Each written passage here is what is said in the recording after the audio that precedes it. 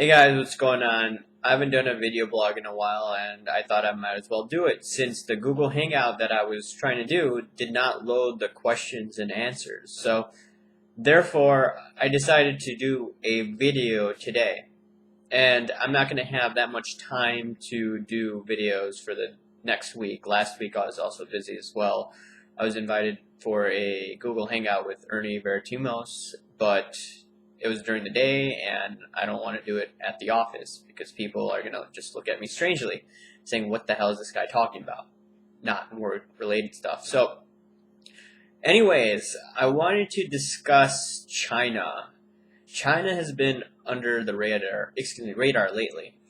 I mean, you have seen some headlines saying that, hey, China is coming to the defense of Russia when it comes to the Ukrainian situation. But if you want to look at what's going on with China, and I've mentioned this a few times, the alternative media really hasn't covered it. Zero Hedge has, so there are other sources to find that information. Reuters, Bloomberg, and all these sources did talk about it, but it has been quickly placed under the rug. So what's going on in China right now? Well, you have to look at what happened since summer of last year where their SHIBOR rates started to pop up. And people are going to say, okay, what the hell is SHIBOR? SHIBOR basically is their interbanking lending market rates. Like we have in London, the LIBOR. I mean, still a lot of banks use LIBOR in order to set the interest rates, rates to borrow, etc. Long story short.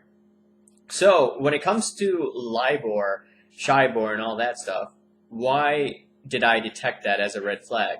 I detected that as a red flag as of last year, summer of last year. The market did continue to go up, but what does that mean? When those rates start to pop up, that means that there is stress when it comes to rolling over short-term liquidity or short-term debt.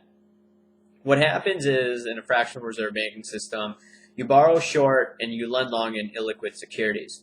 And what's going on with the LIBOR rates, the SHIBOR rates, and all that stuff is if the rates start to go up, that means that the mega banks are having stress when it comes to funding their operations.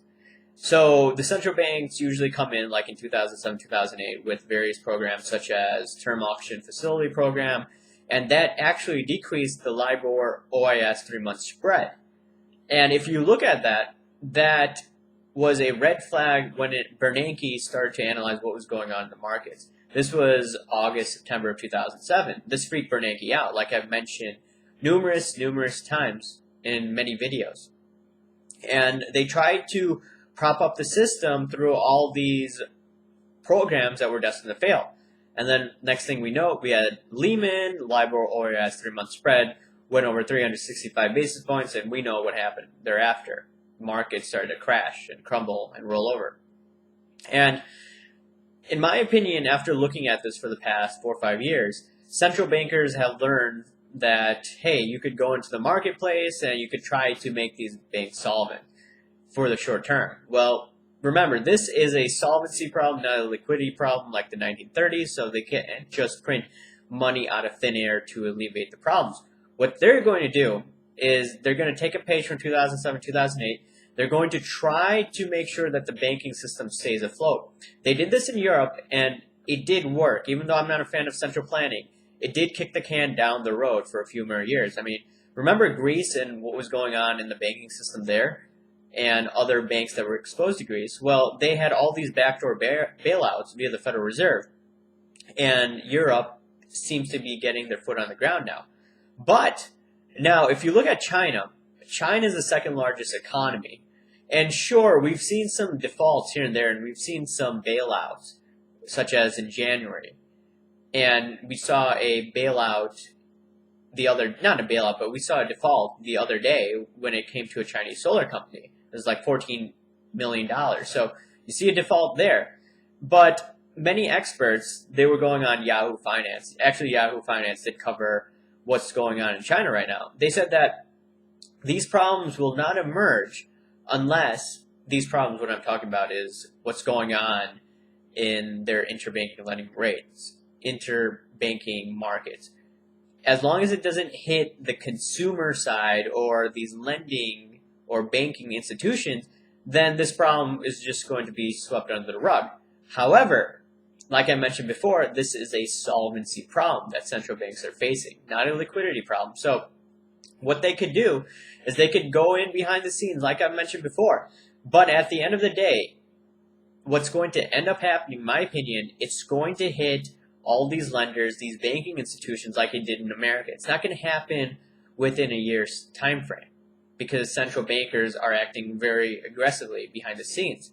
But every 8 years, we tend to see something blowing up, especially with interest rates artificially lower than where they should be, taxes lower than where they were 50, 60 years ago, even though I do want lower taxes, don't get me wrong. And I do want higher interest rates, by the way. But regardless of that, if you look at what's going on in 2000, 2008, when's the next cycle starting to burst? In my opinion, 2015, 2016.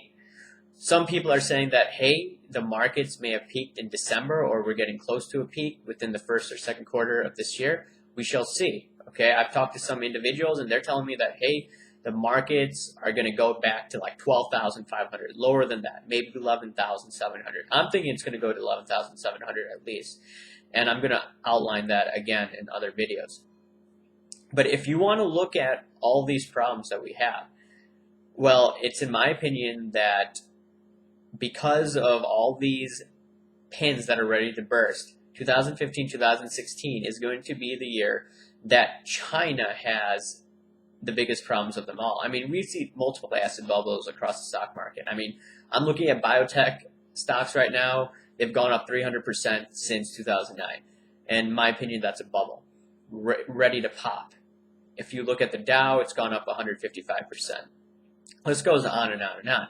That doesn't mean that we've seen a top in the stock market, but putting all these things together, 2015, 2016, China is going to be the shoe to drop. And then, if you want to look at what's going on right now, it similarly reminds me of 2007, where there was so much bullishness in the marketplace.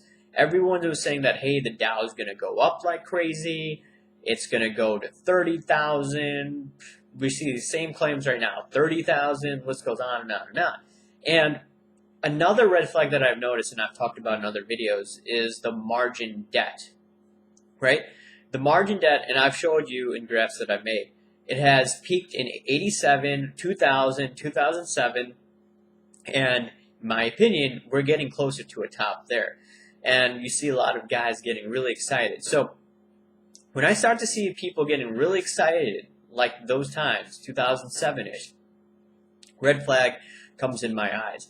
And based on what's going on in China and the problems in their subprime markets, and nobody's talking about it, I think many people are going to be caught at the end of the road again, just like in 2007, because they said, hey, the Fed's behind the scenes, they're not going to let the markets go down, crack a boom, which means that we're going to face hyperinflation or nasty inflation down the road.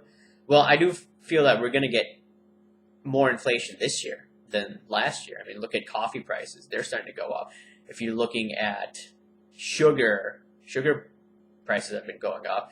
If you look at orange juice futures, they've been going up. So if you look at it, yeah, I do see more inflation than I saw last year. However, at the end of the day, if you want to look at what's going on in China, right, I think that's going to surprise many people. And that's what I was talking about in some interviews that I've coined the term. I didn't coin it, but I've heard it used before. But the deflationary head fake, 2015, 2016. In my opinion, that's going to catch a lot of people by surprise. Once again, that does not mean the stock market's going to peak tomorrow or whatnot. I'm talking about within the next few years. This is what I see happening. And nobody is talking about China. Nobody. I mean, you see articles here and there, but it's not making the headlines right now. It's going to make headlines when, number one, this thing does blow up. Even Mike Status is talking about this. I mean, he said 5 to 10 years, but he also said in other interviews that he doesn't know when these things are going to blow up. But Mike Status has a good track record. So I'm starting to look at China and the rumblings happening behind there. And to many gold bugs listening, I think it's going to catch a lot of you guys by surprise, in my opinion. But we shall see how it plays out. And we have to also remember geopolitical concerns and another side note to watch out for, well, such as what's going on with Ukraine, Russia, United States. We shall see what happens. Anyways, guys, thanks for listening. Comment below, and hopefully I can do a Google Hangout one of these days and fix the question and answer portion. So maybe I could have one of these days. But for the meantime, I may do some videos if I do get some time during this week and the next week after. Anyways, thanks for listening. Talk to you later. Bye.